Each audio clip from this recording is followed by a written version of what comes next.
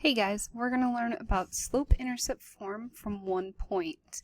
So you're sometimes given a point and you have to put it into y-intercept form. If you recall, y-intercept form is y equals mx plus b, where m is our slope and b is our y-intercept. So you'll be given a point and the slope for these next few problems. Fun fact, did you know you can still write an equation from just knowing the slope and one point? How cool is that? So our first step right here, it states, find the y-intercept by plugging in what you already know. So an example would be the slope, or x and y. In this case, we know all three. Our slope is 3. And if you recall from points on a line, the first letter, or the first number, sorry, is x, and the second one is y. So the first thing we need to do is write it in slope-intercept form. So what I'm going to do is write y equals my formula, mx plus b, first, so I know what I'm going to label. So I know my slope, which is 3. So all I'm going to do is plug it in for m. So I know that this is 3.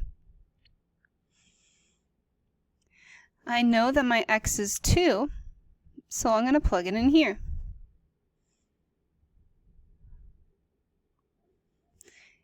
Do we know what b is? Nope. So we're just going to bring down the plus b. And last thing that we need to put in is our y. So we know that y is 5, so we're going to take it and put it right here where the y is.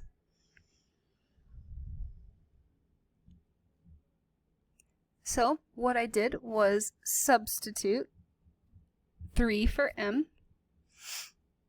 I put x for 2 and y for 5. So what do you think we're going to do next? Well, the next thing we're going to do is we're going to multiply. So we're going to treat it like any other equation. We're going to take 3 and multiply it by 2, which is what? 6. So did I do anything to the 5? Nope, so I'm just going to bring it straight down. And did I do anything to this plus b? Nope, because we're trying to find what b is. So I'm going to bring it straight down.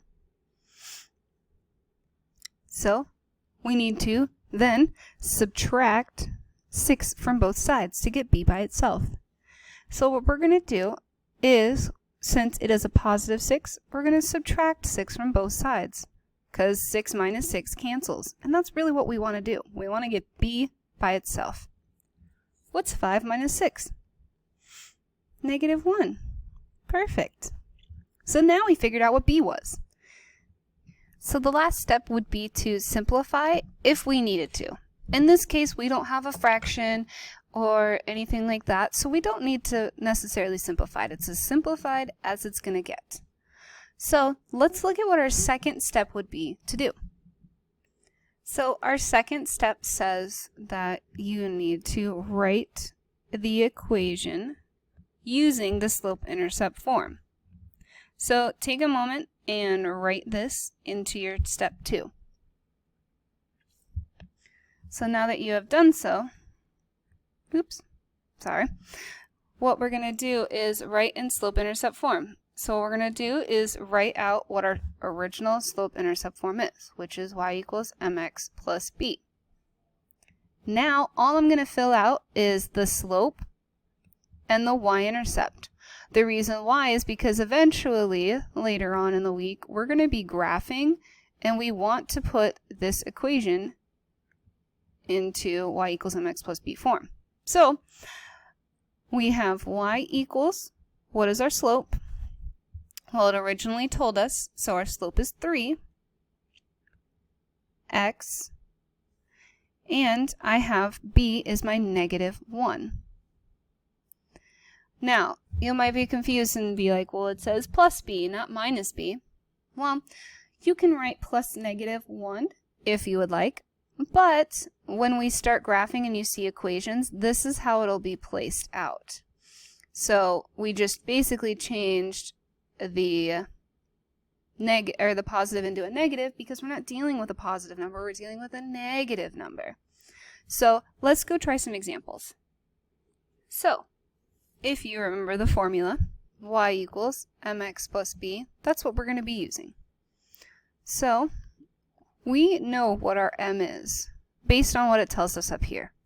It says m equals -1. So that's where this is going to go. So I have -1. The reason we're putting it in parentheses is because now we know what the x is and we're going to multiply. And we want to make sure that we're not multiplying wrong numbers or adding or anything like that. So try to keep everything in parentheses just to help yourself. So we know for a point x is first and y is second. So my x is what? 3. And then what is my y? 2. So I want you to pause the video and see if you can solve this on your own and see if you can write an equation. All right, so now that you've tried, we're going to take -1 times a positive 3. What is a negative times a positive? A negative. And 1 times 3 is 3. So we didn't do anything to the 2 or the b, so all we're going to do is just bring them straight down. Now it's like your one-step equations. We're going to solve for b. So get b by itself. What do you have to do? Add 3, that's right. Add 3 to both sides. What you do to one, you have to do to the other. And the reason we're adding is because the opposite of subtraction is addition. So I'm left with b equals, what's 3 plus 2? 5. So now I can actually write my equation. I know what my slope is, which is -1. And I know what my b is, which is a positive 5. So my equation is y equals -1x plus 5. Now, if I was going to graph it, I know that my slope is going to be negative, so it's going to be a negative slope and a negative line pointing down, and it would start at 5. So let's try the next one. Now we're dealing with a fraction. How exciting. Sometimes you'll see this, sometimes you won't. So write out y equals mx plus b. Label your point, x and y. And your slope is a 4th. So all you're going to do is take this 4th and plug it in for m. Don't forget your parentheses. And we can plug in the y, which is 2 again. How exciting.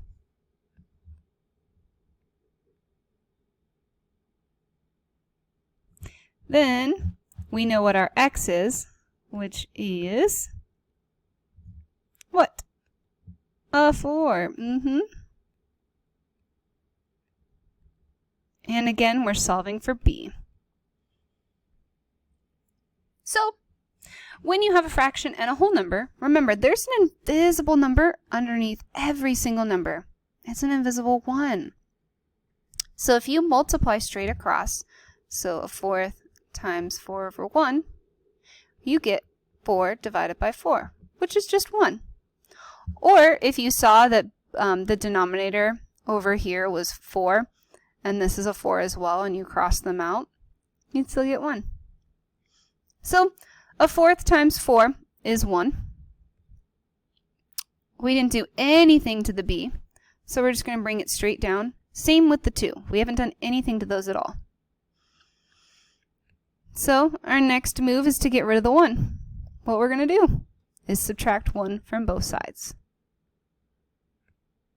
I'll bring down the b, and 2 minus 1 is actually a 1.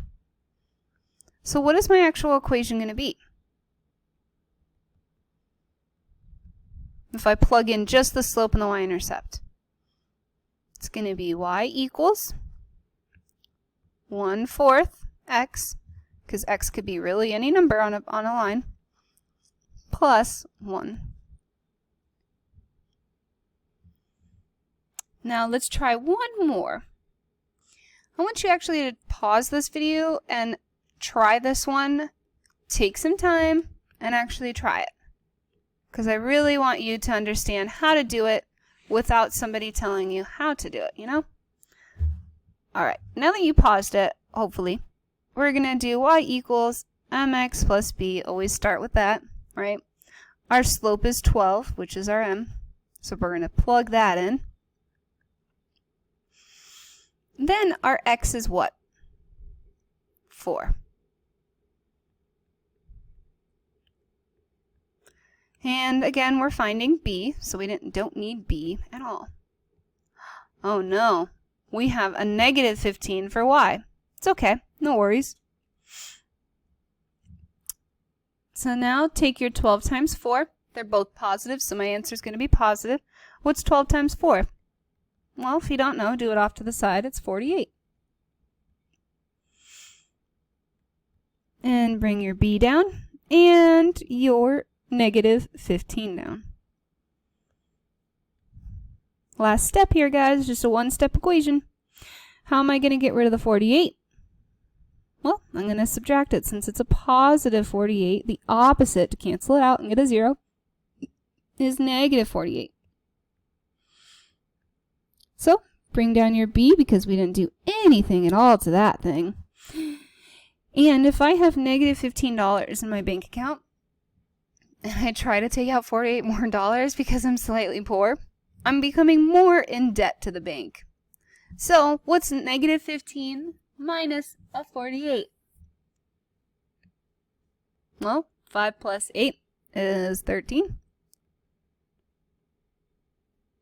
And it looks like negative 63. So, my equation would be y equals what? 12x, yep, minus 63. So now you're going to go on to Summit and you're going to complete your second checkpoint.